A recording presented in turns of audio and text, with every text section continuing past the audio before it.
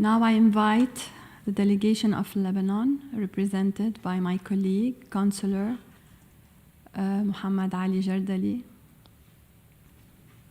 The floor is yours. Thank you. Thank you very much, Madam President. Madam President, at the outset, we would like to congratulate you on assuming the presidency of the third session of this conference, and to wish you success in your efforts to steer the work of the third session of the conference on the establishment of a Middle East zone free of nuclear weapons and other weapons of mass destruction. We congratulate Kuwait on their successful presidency and welcome the adoption of the rules of procedure of the conference and the report of the conference at its second session, and the establishment and launch of the work of the Working Committee, and building on the work of the successful presidency of Jordan in 2019. We also thank the Secretary General of the United Nations, represented by the Under-Secretary General for Disarmament Affairs, for her participation and for the statement delivered. Madam President, nuclear-free zones are a key component of the disarmament agenda. Lebanon sees the establishment of such a zone in the Middle East as an urgent need for fostering security and stability in this important region of the world. Lebanon has steadfastly supported all international efforts aimed at sparing the world the scourge and tragedies posed by nuclear weapons and other weapons of mass destruction, out of its firm conviction that such weapons harbor existential dangers to humankind and his civilization. Madam President, nuclear proliferation in the Middle East should be tackled with the urgency it deserves. The NPT member states, especially nuclear weapon states, must encourage all the invited states of the region to participate in this conference in an open and inclusive manner to elaborate a legally binding instrument on the establishment of the zone on the basis of consensus. The convening of the third session of this conference constitutes an opportunity for participating states to continue to seek in an open, inclusive, and transparent manner a common ground on the establishment of a zone free of weapons of mass destruction.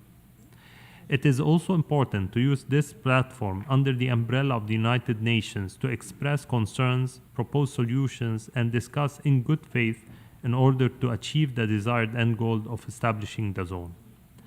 Several regions around the world succeeded in establishing zones free of nuclear weapons. The Middle East should not remain the exception. Rather, it should be part of this progress, and this conference puts it on the right path to achieve this outcome.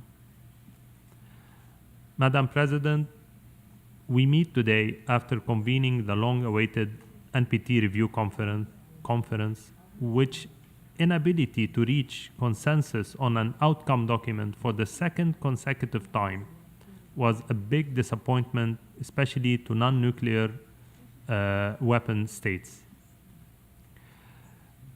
However, this was not the only shortcoming at the NPT REFCON.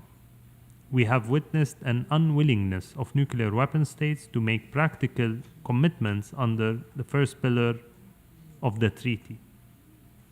Lebanon therefore calls for the full implementation of all previous commitments assumed by nuclear weapon states at the 1995, 2000, and 2010 NPT review conferences to attain the total dismantling of their nuclear arsenals and leading to a world free of nuclear weapons. Furthermore, the special responsibility of the nuclear weapon states, especially the obligations and commitments of the three depository states of the treaty that co-sponsored the 1995 resolution, should be upheld in order to implement it in its entirety. Such commitment and step can put the region on a much-needed path of security and stability. We urge, through the UN fora, countries in the region that did not participate to reconsider their position by participating in the subsequent sessions of the conference, especially since this path has proven that it does not exclude or isolate any country or impose restrictions and conditions on them, especially in the light of the adoption of consensus as a decision-making mechanism within the provisions of the internal rules of procedures. Madam President, at this crucial time our world is witnessing, all countries are requested to spare no effort to continue to promote the full and effective implementation of the NPT as well as its universalization. Progress is very much needed to further strengthen the NPT, which remains the cornerstone of the global nuclear non-proliferation regime, the essential foundation for the pursuit of nuclear disarmament in accordance with Article 6 of the NPT, and an important element in the future development of nuclear energy applications for peaceful purposes. The path toward establishing the zone is long, but all countries present today are showing commitment to realizing it. This is a testament of our commitment to uphold international law and to fulfill our obligation to the future generations, and to lay the foundation for a stable region free of weapons of mass destruction and their threat to humanity. I thank you, Madam Chair. Thank you, Lebanon.